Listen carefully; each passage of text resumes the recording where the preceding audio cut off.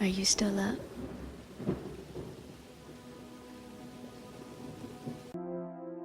Here begins the interview with the devil. I have uncovered the secret code by which I can pick up your thoughts. I have come to ask you some very plain questions. I demand that you give me direct and truthful answers. Are you ready for the interview, Mr. Devil? Yes, I am. But you must address me with more respect. During this interview, you will address me as Your Majesty. By what right do you demand such royal respect? You should know I control 98% of the people of your world. Do you not think that entitles me to rate as royalty? Have you proof of your claim? Yes, plenty of it. Of what does your proof consist? Of many things.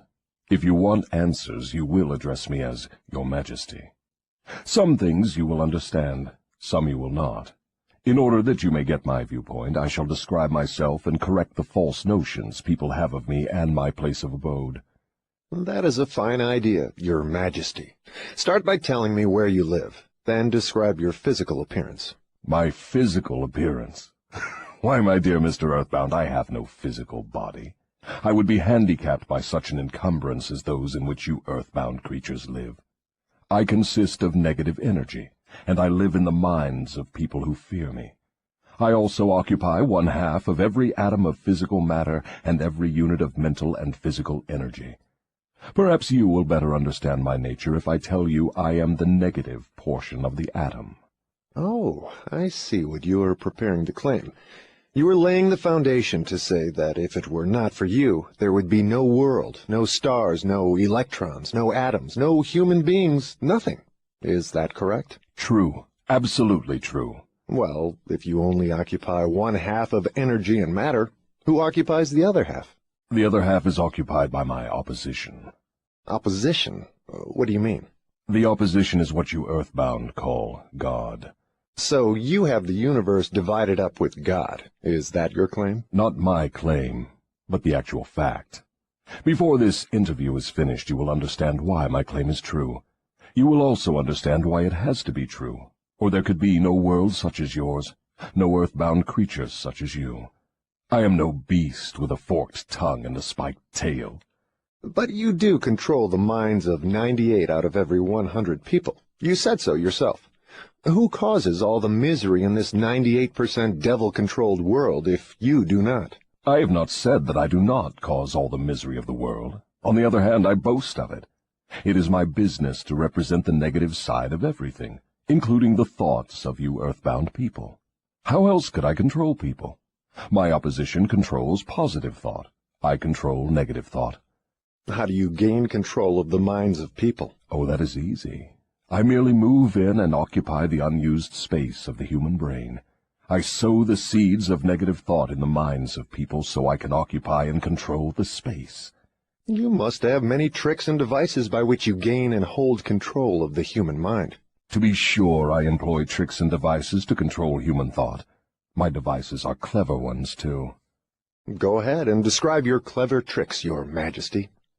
One of my cleverest devices for mind control is fear.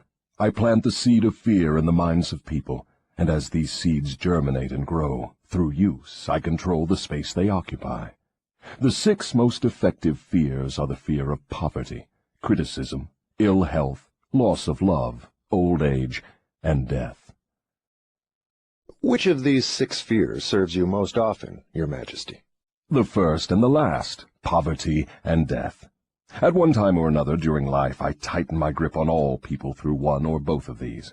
I plant these fears in the minds of people so deftly that they believe them to be their own creation.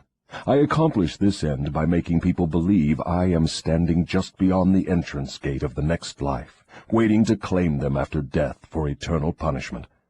Of course, I cannot punish anyone, except in that person's own mind, through some form of fear. But fear of the thing which does not exist is just as useful to me as fear of that which does exist. All forms of fear extend the space I occupy in the human mind. Your Majesty, will you explain how you gained this control over human beings? The story is too long to be told in a few words. It began over 1,000,000 years ago when the first man began to think. Up to that time I had control over all mankind, But enemies of mine discovered the power of positive thought, placed it in the minds of men, and then began a battle on my part to remain in control. So far I have done quite well by myself, having lost only 2% of the people to the opposition. I take it from your answer that men who think are your enemies. Is that right? It is not right, but it is correct. Tell me something more about the world in which you live. I live wherever I choose. Time and space do not exist for me. I am a force best described to you as energy. My favorite physical dwelling place, as I have told you, is in the minds of the earthbound. I control a part of the brain space of every human being. The amount of space I occupy in each individual's mind depends upon how little and what sort of thinking that person does. As I have told you, I cannot entirely control any person who thinks. You speak of your opposition. Just what do you mean by that? My opponent controls all the positive forces of the world, such as love, faith, hope, and optimism. My opponent also controls the positive factors of all natural law throughout the universe, the forces which keep the earth and the planets and all the stars balanced in their courses. But these forces are meek in comparison with those which operate in the human mind under my control. You see, I do not seek to control stars and planets. I prefer the control of human minds. Where did you acquire your power, and by what means do you add to it? I add to my power by appropriating the mind power of the earthbound as they come through the gate at the time of death. 98 out of every 100 who come back to my plane from the earth plane are taken over by me, and their mind power is added to my being. I get all who come over with any form of fear. You see, I am constantly at work, preparing the minds of people before death, so I can appropriate them when they come back to my plane. Will you tell me how you go about your job of preparing human minds so you can control them? I have countless ways of gaining control of human minds while they are still on the earth plane. My greatest weapon is poverty. I deliberately discourage people from accumulating material wealth, because poverty discourages men from thinking and makes them easy prey for me. My next best friend is ill health. An unhealthy body discourages thinking. Then I have countless thousands of workers on earth who aid me in gaining control of human minds. I have these agents placed in every calling. They represent every race and creed, every religion.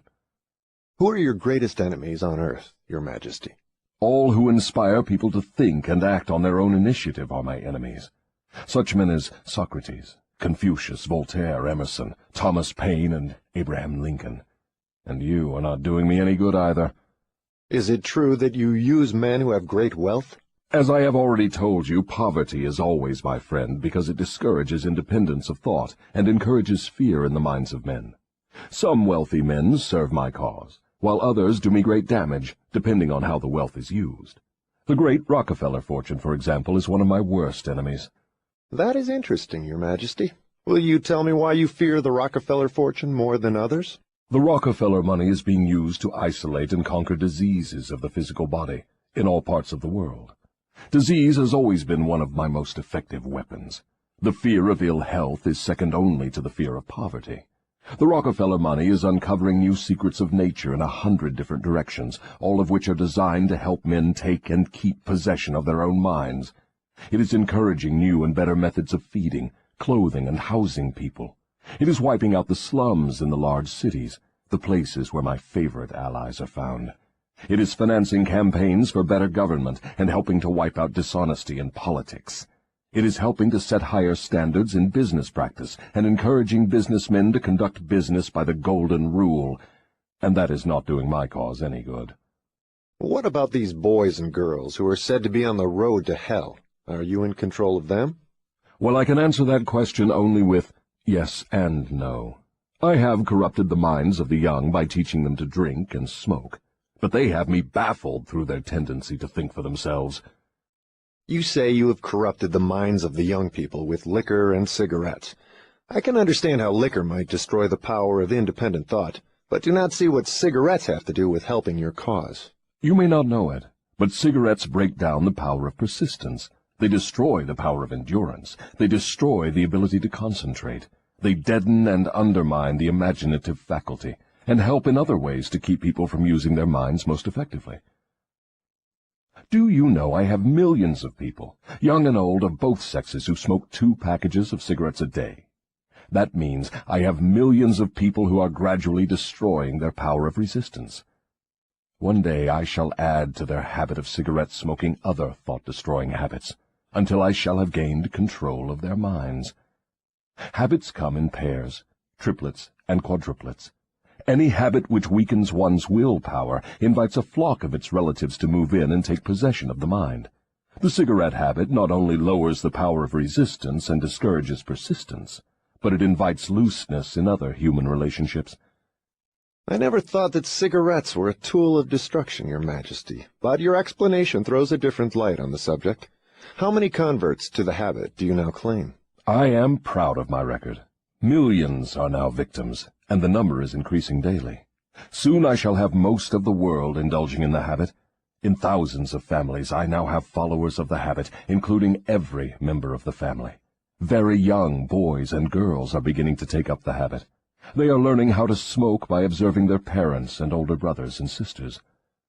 Which do you consider to be your greater tool for gaining control of human minds, cigarettes or liquor? Without hesitation, I would say cigarettes. Once I get a young person to join my 2-package-a-day club, I have no trouble in inducing that person to take on the habit of liquor, overindulgence of sex, and all other related habits which destroy independence of thought and action. Your Majesty, when I began this interview, I had you all wrong.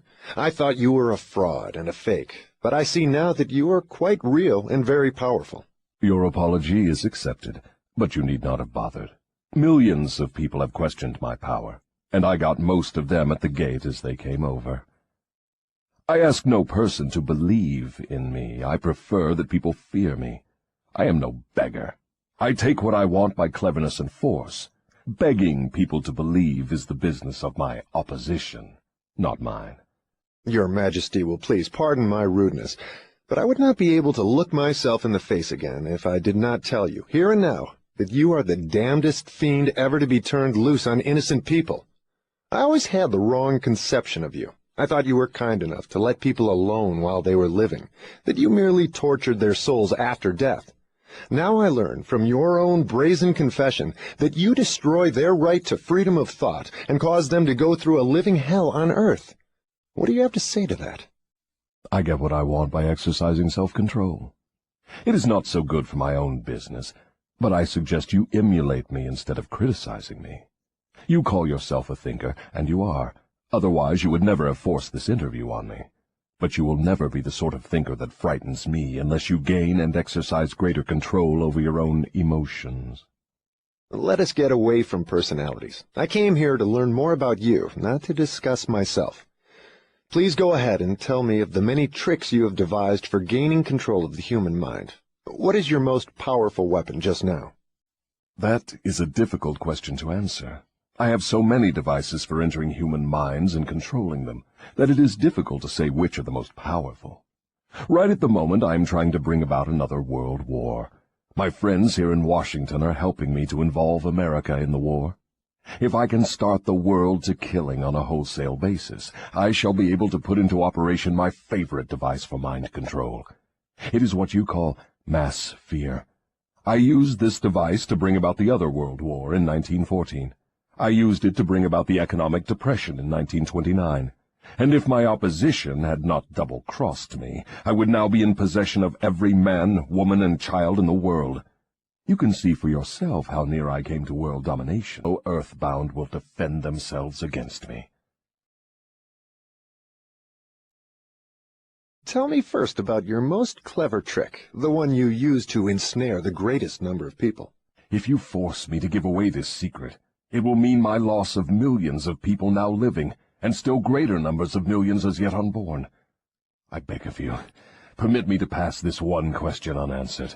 So His Majesty the Devil fears a mere humble earthbound creature? Is that right? It is not right, but it is true. You have no right to rob me of my most necessary tool of trade.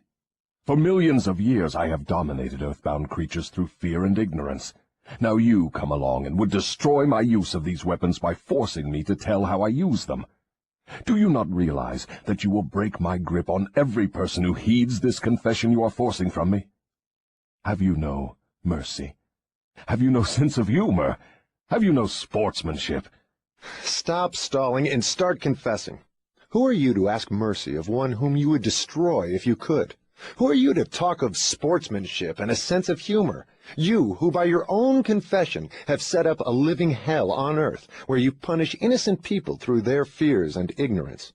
As for minding my own business, that is just what I'm doing when I force you to tell how you control people through their own minds.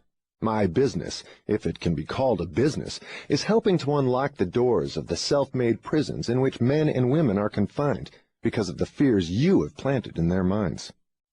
My greatest weapon over human beings consists of two secret principles by which I gain control of their minds. I will speak first of the principle of habit, through which I silently enter the minds of people.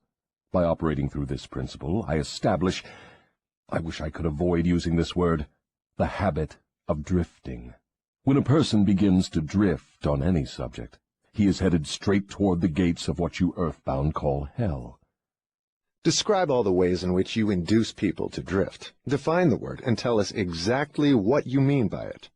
I can best define the word drift by saying that people who think for themselves never drift, while those who do little or no thinking for themselves are drifters. A drifter is one who permits himself to be influenced and controlled by circumstances outside of his own mind. He would rather let me occupy his mind and do his thinking than go to the trouble of thinking for himself. A drifter is one who accepts whatever life throws in his way without making a protest or putting up a fight. He doesn't know what he wants from life and spends all of his time getting just that. A drifter has lots of opinions, but they are not his own. Most of them are supplied by me. A drifter is one who is too lazy mentally to use his own brain. That is the reason I can take control of people's thinking and plant my own ideas in their minds. I think I understand what a drifter is. Tell me the exact habits of people by which you induce them to drift through life. Start by telling me when and how you first gained control of a person's mind. My control over the mind of a human being is obtained while the person is young. Sometimes I lay the foundation for my control of a mind before the owner of it is born, by manipulating the minds of that person's parents. Sometimes I go further back than this and prepare people for my control through what you earthbound call physical heredity. You see, therefore, I have two approaches to the mind of a person. Yes. Go on, and describe these two doors by which you enter and control the minds of human beings. As I have stated, I help to bring people into your world with weak brains by giving to them before birth as many as possible of the weaknesses of their ancestors. You call this principle physical heredity. After people are born, I make use of what you earthbound call environment as a means of controlling them. This is where the principle of habit enters. The mind is nothing more than the sum total of one's habits. One by one, I enter the mind and establish habits, which lead finally to my absolute domination of the mind. Tell me of the most common habits by which you control the minds of people. That is one of my cleverest tricks. I enter the minds of people through thoughts which they believe to be their own. Those most useful to me are fear, superstition, avarice, greed, lust, revenge, anger, vanity, and plain laziness. Through one or more of these I can enter any mind, at any age. But I get my best results when I take charge of a mind while it is young, before its owner has learned how to close any of these 9 doors. Then I can set up habits which keep the doors ajar forever. I'm catching on to your methods. Now, let us go back to the habit of drifting. Tell us all about that habit, since you say it is your cleverest trick in controlling the minds of people. As I said before, I start people drifting during their youth. I induce them to drift through school without knowing what occupation they wish to follow in life. Here I catch the majority of people. Habits are related. Drift in one direction, and soon you will be drifting in all directions. I also use environmental habits to give me a definite grip on my victims. I see. You make it your business to train children in the habit of drifting by inducing them to go through school without aim or purpose. Now, tell me of some of your other tricks with which you cause people to become drifters.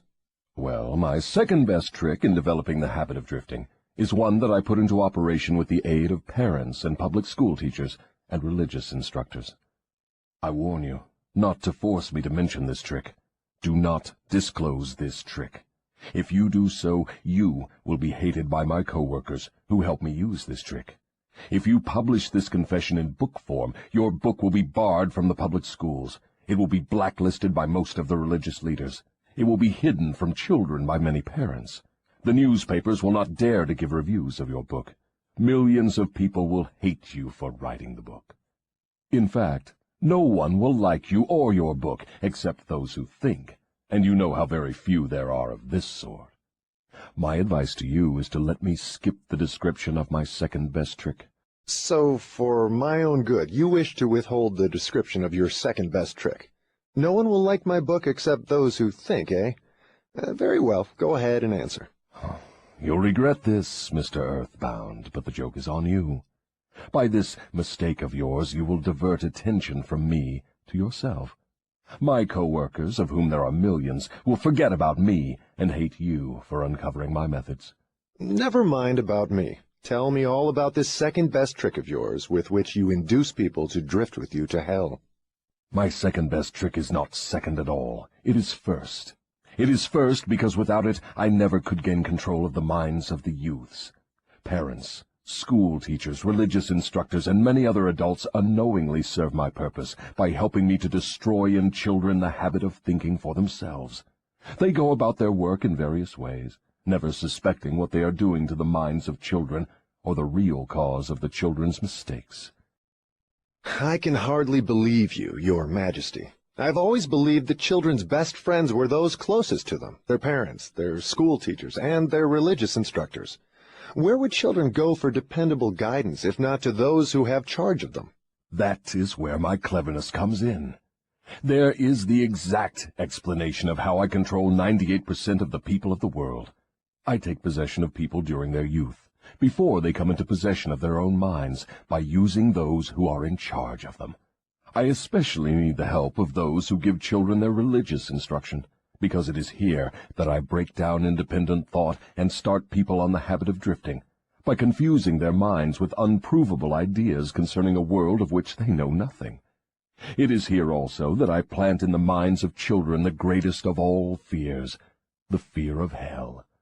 I understand that it is easy for you to frighten children with threats of hell, but how do you continue to make them fear you and your hell after they grow up and learn to think for themselves? Children grow up, but they do not always learn to think for themselves. Once I capture the mind of a child through fear, I weaken that child's ability to reason and to think for himself, and that weakness goes with the child all through life. Is that not taking unfair advantage of a human being by contaminating his mind before he comes into full possession of it? Everything is fair that I can use to further my ends. I have no foolish limitations of right and wrong. Might is right with me. I use every known human weakness to gain and keep control of the human mind. I understand your devilish nature. Now, let us get back to further discussion of your methods of inducing people to drift to hell here on earth. From your confession, I see that you take charge of children while their minds are young and pliable. Tell me more of how you use parents, teachers, and religious leaders to ensnare people into drifting. One of my favorite tricks is to coordinate the efforts of parents and religious instructors, so they work together in helping me to destroy the children's power to think for themselves. I use many religious instructors to undermine the courage and power of independent thought of children by teaching them to fear me. But I use parents to aid the religious leaders in this great work of mine. How do parents help religious leaders destroy their children's power to think for themselves? I never heard of such a monstrosity. I accomplish this through a very clever trick. I cause the parents to teach their children to believe as the parents do in connection with religion, politics, marriage, and other important subjects. In this way, as you can see, when I gain control of the mind of a person, I can easily perpetuate the control by causing that person to help me fasten it upon the minds of his offspring. In what other ways do you use parents to convert children into drifters? I cause children to become drifters by following the example of their parents, most of whom I have already taken over and bound eternally to my cause. In some parts of the world I gain mastery over children's minds and subdue their willpower in exactly the same way that men break and subdue animals of lower intelligence. It makes no difference to me how a child's will is subdued, as long as it fears something. I will enter its mind through that fear and limit the child's power to think independently. It seems that you go out of your way to keep people from thinking. Yes, accurate thought is death to me.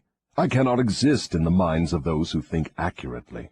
I do not mind people thinking, as long as they think in terms of fear, discouragement, hopelessness, and destructiveness. When they begin to think in constructive terms of faith, courage, hope, and definiteness of purpose, they immediately become allies of my opposition, and are therefore lost to me. I'm beginning to understand how you gain control of the minds of children through the help of their parents and religious instructors, but I do not see how the school teachers help you in this damnable work. School teachers help me gain control of the minds of children, not so much by what they teach the children, as because of what they do not teach them. The entire public school system is so administered that it helps my cause by teaching children almost everything except how to use their own minds and think independently. I live in fear that someday some courageous person will reverse the present system of school teaching and deal my cause a death blow by allowing the students to become the instructors, using those who now serve as teachers only as guides to help the children establish ways and means of developing their own minds from within. When that time comes, the school teachers will no longer belong to my staff. I was under the impression that the purpose of all schooling was to help children to think. That may be the purpose of schooling, but the system in most of the schools of the world does not carry out the purpose. School children are taught not to develop and use their own minds, but to adopt and use the thoughts of others. This sort of schooling destroys the capacity for independent thought, except in a few rare cases where the children rely so definitely upon their own willpower that they refuse to allow others to do their thinking.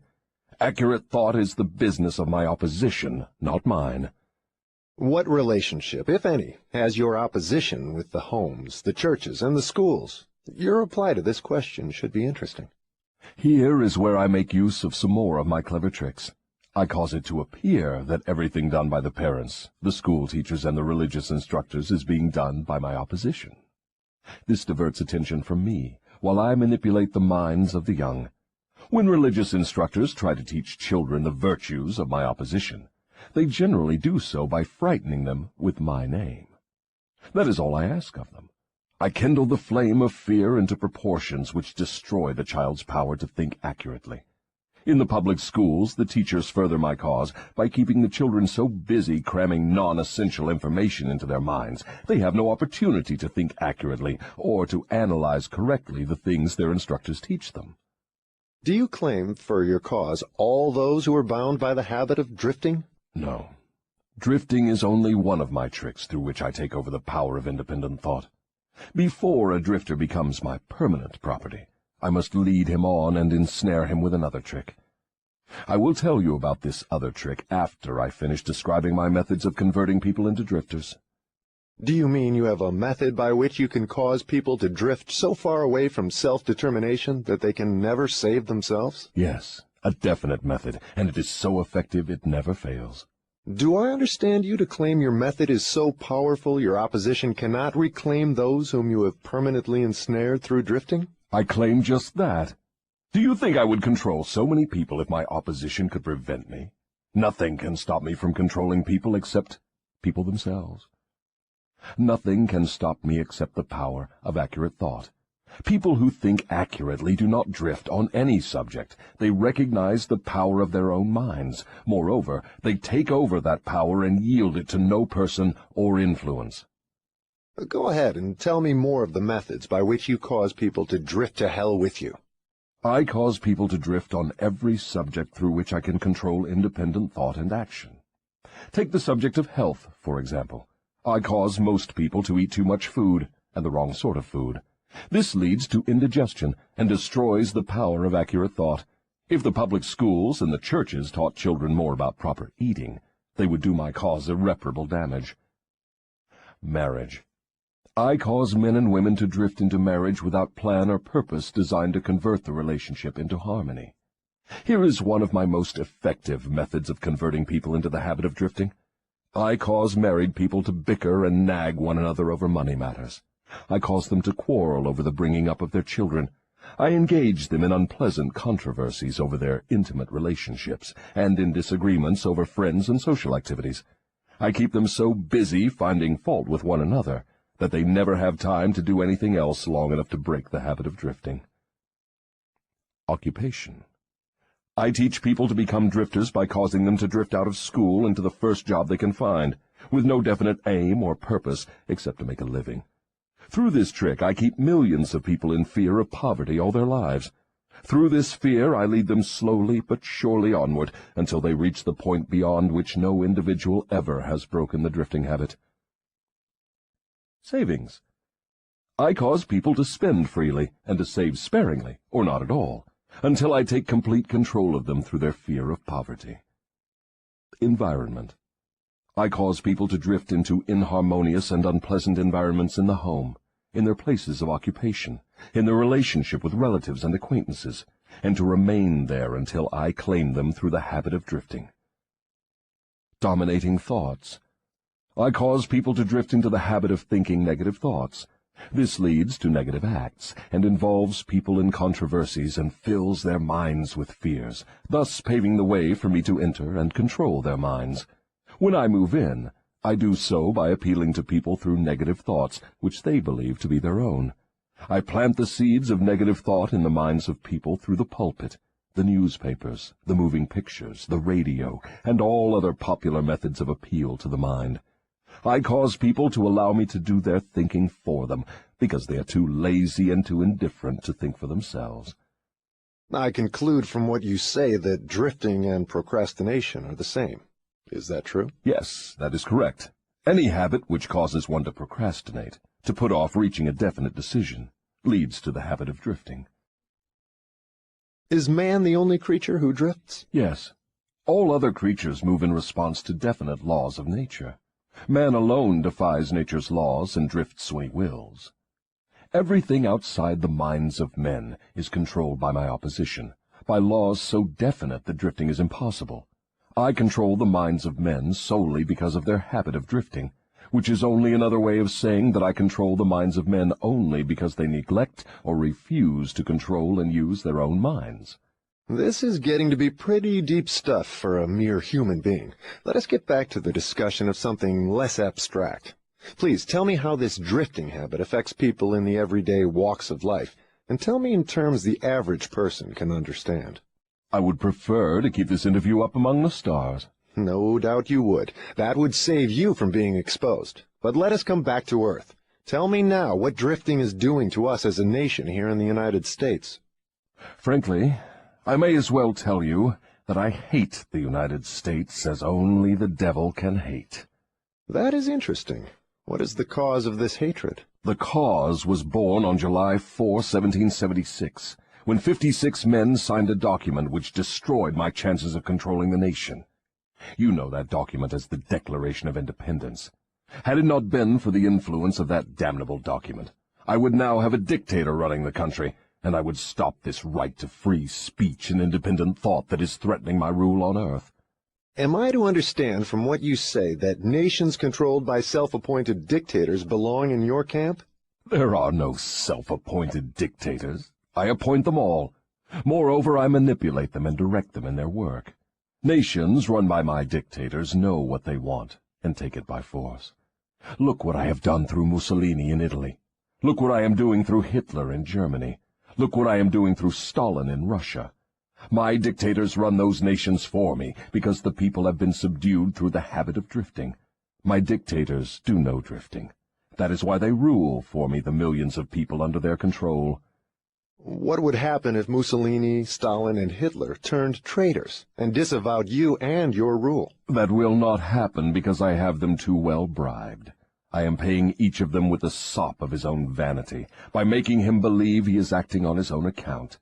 That is another trick of mine. Let us come back to the United States and learn something of what you are doing to convert people into the habit of drifting. Right now I am paving the way for a dictatorship by sowing the seeds of fear and uncertainty in the minds of the people. Through whom are you carrying on your work? Mainly through the president. I am destroying his influence with the people by causing him to drift on the question of a working agreement between employers and their employees.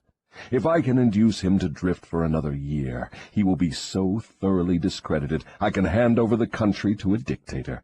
If the president continues to drift, I will paralyze personal freedom in the United States, just as I destroyed it in Spain, Italy, Germany, and England. What you say leads me to the conclusion that drifting is a weakness which inevitably ends in failure, whether among individuals or nations. Is that your claim? Drifting is the most common cause of failure in every walk of life.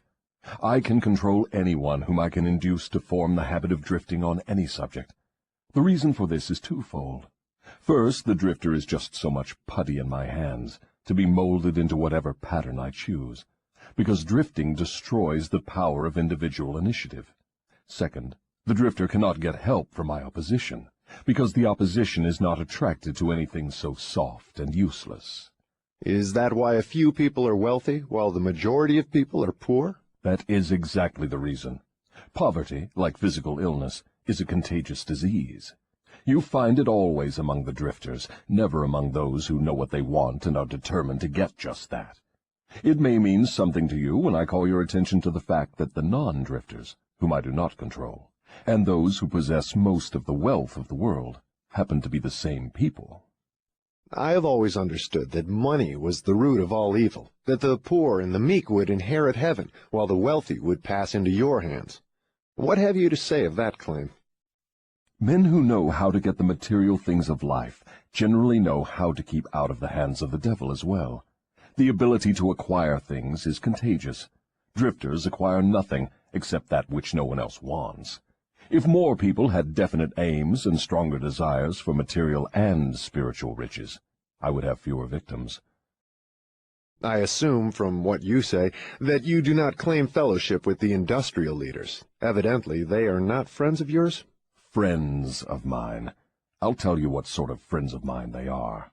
They have belted the entire country with good roads, thus bringing into close communion the people of both city and country. They have converted ores into steel, with which they have built the skeletons of great skyscrapers. They have harnessed electrical power and converted it into 1,000 uses, all designed to give man time to think. They have provided through the automobile personal transportation to the humblest citizen, thus giving to everyone the freedom of travel. They have provided every home with instantaneous news of what is happening in all parts of the world through the aid of the radio. They have reared libraries in every city, town, and hamlet, and have filled them with books, giving to all who read a complete outline of the most useful knowledge mankind has gathered from his experiences. They have given the humblest citizen the right to express his own opinion on any subject, at any time, anywhere, without fear of molestation. And they have seen to it that every citizen may help make his own laws, levy his own taxes, and manage his own country through the ballot. These are but some of the things the industrial leaders have done to give every citizen the privilege of becoming a non-drifter. Do you think these men have helped my cause? Who are some of the present-day non-drifters over whom you have no control? I have control over no non-drifter, present or past.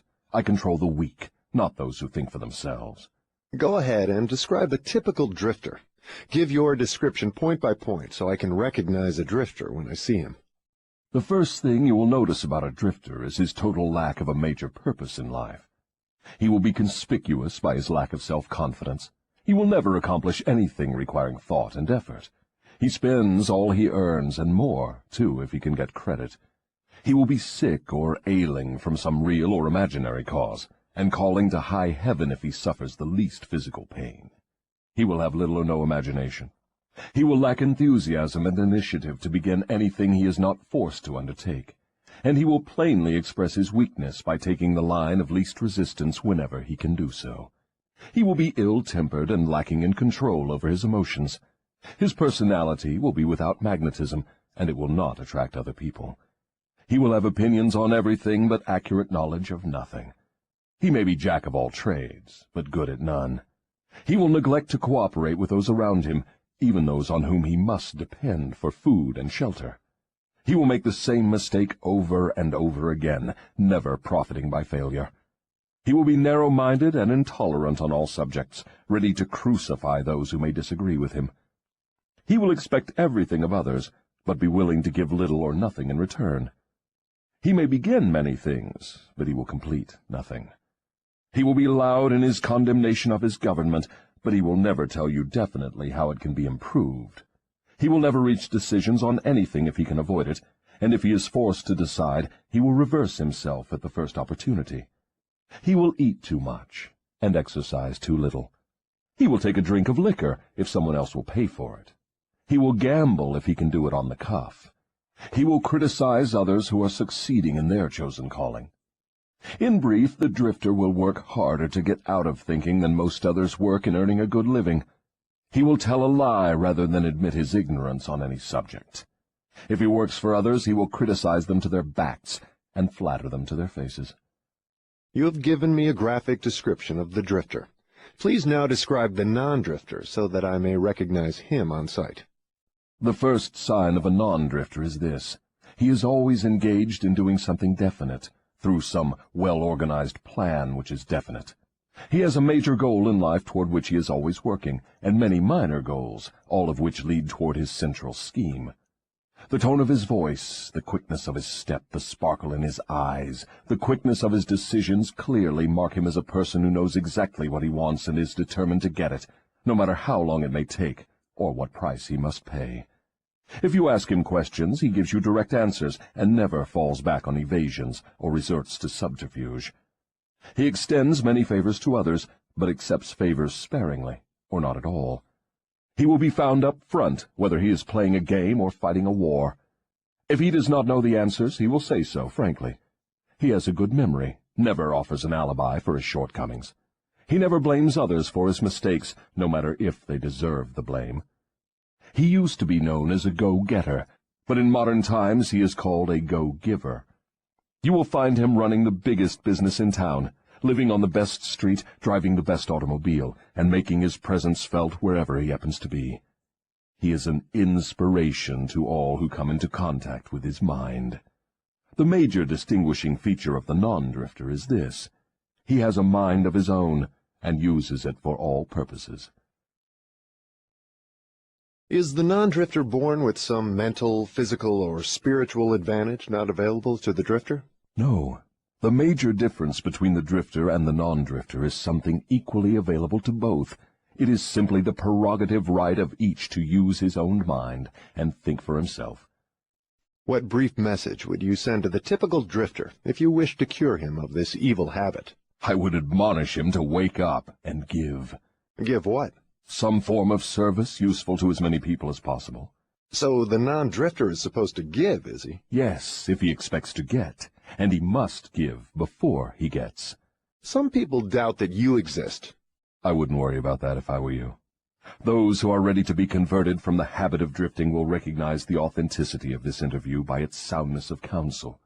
The others are not worth the trouble it would take to convert them. Why do you not try to stop me from publishing this confession I'm wringing from you? Because that would be the surest of all ways to guarantee you will publish it. I have a better plan than trying to suppress publication of my confession. I will urge you to go ahead with the publication, then sit back and watch you suffer when some of my faithful drifters begin to make things hot for you. I will not need to deny your story. My followers will do that for me. See if they don't.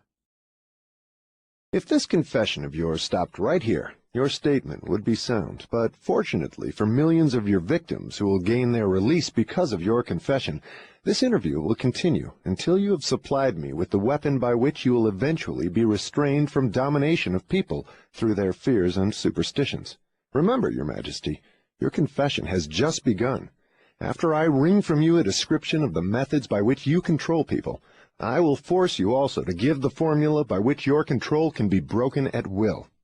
It is true I shall not remain here long enough to defeat you, but the published word I leave behind me will be deathless, because it will consist of truth. You fear the opposition of no individual, because you know it will be short, but you do fear truth. You fear truth and nothing else, for the reason it is slowly but definitely giving human beings freedom from all manner of fear. Without the weapon of fear, you would be helpless and entirely unable to control any human being. Is that true or false? I have no alternative but to admit that what you say is true. Now that we understand each other, let us go ahead with your confession. But before we continue, I may as well take time out to do a little boasting on my own account, now that you have had your fling at it. I will confine myself to one question, the answer to which will give me all the satisfaction I want. Is it not true that you control only the minds of those who have allowed the drifting habit to be fixed upon them? Yes, that is true. I have already admitted this truth in a dozen or more different ways. Why do you tantalize me by repeating the question? There is power in repetition. I'm forcing you to repeat the highlights of your confession in as many different ways as possible, so your victims may check this interview and determine its soundness by their own experiences with you. That is one of my little tricks. Do you approve of my method? You couldn't be setting a trap for me for the purpose of doing some more boasting, could you? I am asking the questions and you are doing the answering. Go ahead now and confess why you are powerless to stop me from forcing this confession from you. I want your confession for aid and comfort to victims of yours whom I intend to release from your control the moment they read your confession. I am powerless to influence or control you, because you have found the secret approach to my kingdom. You know that I exist only in the minds of people who have fears. You know that I control only the drifters who neglect to use their own minds. You know that my hell is here on earth, and not in the world that comes after death. And you know also that drifters supply all the fire I use in my hell. You know that I am a principle or form of energy which expresses the negative side of matter and energy, and that I am not a person with a forked tongue and a spiked tail. You have become my master because you have mastered all your fears. Lastly, you know that you can release all of my earthbound victims whom you contact, and this definite knowledge is the blow with which you will deal me the greatest damage. I cannot control you because you have discovered your own mind, and you have taken charge of it. There now, Mr. Earthbound, that confession should feed your vanity to the bursting point. That last dart was unnecessary. Knowledge of the sort I have used to master you does not contaminate itself with vulgar indulgence and vanity. Truth is the one and only thing in the world that can stand ridicule. Now let us continue with your confession. What is wrong with the principle of flattery? You use it, do you not? Do I use it? Man alive, flattery is one of my most useful weapons. With this deadly instrument I slay the big ones and the little ones. Your admission interests me. Go ahead now and tell me how you make use of flattery. I make use of it in so many ways it is difficult to know where to begin. I warn you, before I answer in detail, that publishing my answers will bring down an avalanche of ridicule on your head for bringing up the question. I'll take the responsibility. Proceed. Well, I may as well here admit that you have stumbled onto the major secret of how I convert people to the habit of drifting. That is a startling admission. Go ahead with your confession, and stick strictly to this subject of flattery. No more side remarks and no more facetiousness for the present. Tell me all about your use of flattery in gaining control over people. Flattery is a bait of incomparable value to all who wish to gain control over others. It has powerful pulling qualities because it operates through two of the most common human weaknesses, vanity and egotism. There is a certain amount of vanity and egotism in everyone. In some people these qualities are so pronounced they literally serve as a rope by which one may be bound. The best of all ropes is flattery. Flattery is the chief bait through which men seduce women. Sometimes, in fact, frequently, women use the same bait to gain control of men, especially men who cannot be mastered through sex appeal. I teach its use to both men and women. Flattery is the chief bait with which my agents weave their way into the confidence of people from whom they procure information needed to carry on warfare. Wherever anyone stops to feed his vanity on flattery, I move in and begin to build another drifter. Non-drifters are not easily flattered. I inspire people to use flattery in every human relationship where its use is possible, because those who are influenced by it become easy victims of the drifting habit. Can you control anyone who is amenable to flattery? Very easily. As I have already told you, flattery is of major importance in alluring people into the habit of drifting. At what age are people most susceptible to flattery? Age has nothing to do with one's susceptibility to flattery. People respond to it in one way or another from the time they become conscious of their own existence until they die. Through what motive can women be most easily flattered? Their vanity. Tell a woman she is pretty or that she wears clothes well. What motive is most effective in harpooning men? Egotism, with a capital E. Tell a man he has a strong Herculean body or that he is a great business tycoon, and he will purr like a cat and smile like an opossum. After that, you know what happens. Are all men like that? Oh, no. 2 out of every 100 have their egotism so thoroughly under control that even an expert flatterer couldn't get under their skins with a double-edged butcher knife. How does a cunning woman apply her art of flattery in attracting men? Great heavens, man, do I have to draw a picture of her method for you? Have you no imagination? Oh, yes, I have imagination enough, Your Majesty. But I'm thinking of the poor dupes of the world who need to understand the exact technique with which they may be flattered into the habit of drifting. Go on and tell us how a woman can harpoon rich and presumably smart men. This is a devilish trick to play on women, but since you demand the information, I am helpless to withhold it. Women influence men through a technique consisting first of ability to inject soft, cooing baby tones into their voices, and second, by closing their eyes into a half-closed position which registers hypnotism in connection with the flattery of men. Is that all there is to the business of flattery? No, that is only the technique. Then comes the motive a woman uses as a lure. The type of woman you perhaps have in mind never sells a man herself or anything she can give him. Instead, she sells him his own egotism. Is that all that women use when they wish to flatter men? That is the most effective thing they use. It works when sex appeal fails. So I am to believe that big, strong, smart men can be wound up and manipulated through flattery just as if they were so much putty? Is that possible? Is it possible? It is happening every minute of the day. Moreover, unless they are non-drifters, the bigger they come, the harder they fall when the expert flatterer moves in on them. And tell me of some of your other tricks with which you cause people to drift in life. One of my most effective devices is failure. The majority of people begin to drift as soon as they meet with opposition, and not 1 out of 10,000 will keep on trying after failing 2 or 3 times. So it is your business to induce people to fail whenever you can. Is that correct? You have it right. Failure breaks down one's morale, destroys self-confidence, subdues enthusiasm, dulls imagination, and drives away definiteness of purpose. Without these qualities, no one can permanently succeed in any undertaking. The world has produced thousands of inventors with ability superior to that of the late Thomas A. Edison, but these men have never been heard of, while the name of Edison will go marching on, because Edison converted failure into a stepping stone to achievement, while the others used it as an alibi for not producing results. Is the capacity to surmount failure without being discouraged one of Henry Ford's chief assets? Yes, and this same quality is the chief asset of every man who attains outstanding success in any calling. That statement covers lots of territory, Your Majesty. Do you not wish to modify it or tone it down a bit for the sake of accuracy? No modification is necessary, because the claim is none too broad. Search accurately into the lives of men and women who achieve enduring success, and you will find without exception that their success has been in exact proportion to the extent that they surmounted failure. The life of every successful person loudly acclaims that which every true philosopher knows. Every failure brings with it the seed of an equivalent success. But the seed will not germinate and grow under the influence of a drifter.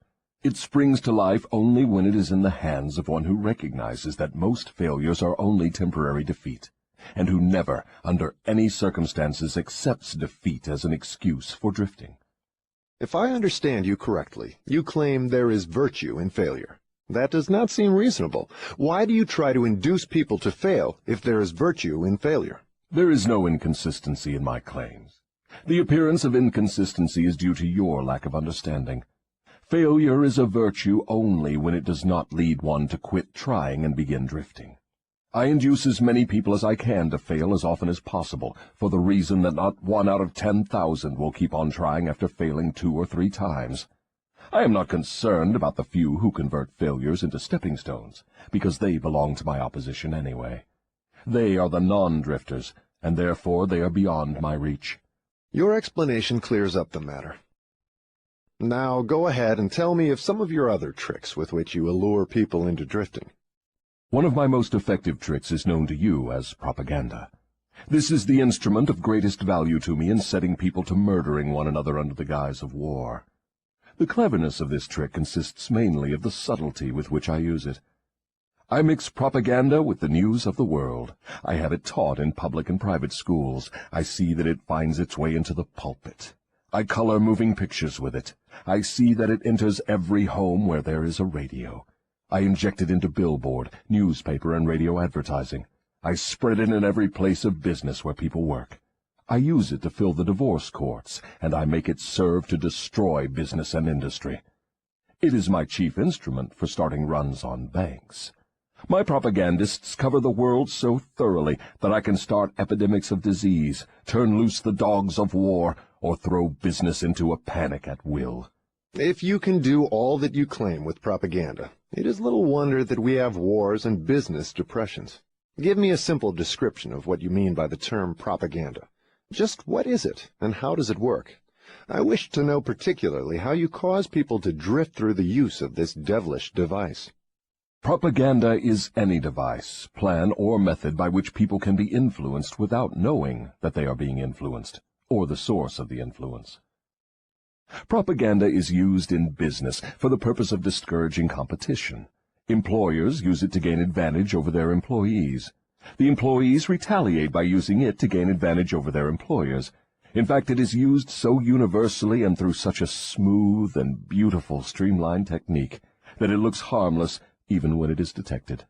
I suppose some of your boys are now engaged in preparing the minds of the American people to drift into some form of dictatorship.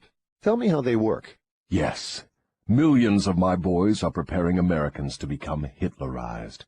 My best boys are working through politics and labor organization. We intend to take over the country with ballots instead of bullets. Americans are so sensitive they would never stand the shock of seeing their form of government changed with the aid of machine guns and tank cars.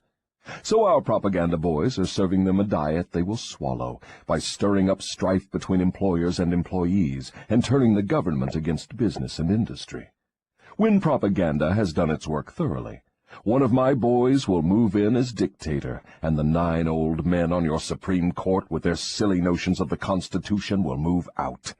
Everyone will be given a job or fed from the government treasury. When men's bellies are filled, they drift freely with one who does the filling. Hungry men get out from under control. I have often wondered who invented the clever trick which you call propaganda. From what you tell me of its source and nature, I understand why it is so deadly. Only one as clever as your Majesty could have invented such a device with which to dull the reason, dethrone the will, and lure men into drifting. Why do you not use your powerful propaganda to gain control of your victims, instead of subduing them through fear and annihilating them through warfare? What is fear of the devil except propaganda? You have not observed my technique very carefully, or you would have seen that I am the world's greatest propagandist. I never attain an end by direct, open means which I can achieve through subterfuge and subtlety. What do you suppose I am using when I plant negative ideas in the minds of men, and gain control of them through what they believe to be their own ideas? What would you call that, except the cleverest of all forms of propaganda? Surely you are not going to tell me that you destroy people through their own help without their realizing what you are doing. That is exactly what I wish you to understand. Moreover, I will show you exactly how the trick is performed. Now we are getting somewhere. Exactly how do you convert human beings into propagandists and lure them into self-imprisonment? Give me the story with all its lurid details.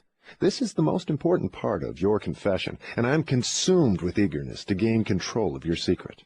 I can hardly blame you for stalling about answering my question, because you know so well that your answer will snatch millions of innocent victims from your control. You also know that your answer will protect other countless millions of yet unborn people from being victimized by you. It is little wonder you are hedging about answering. Your deductions are correct.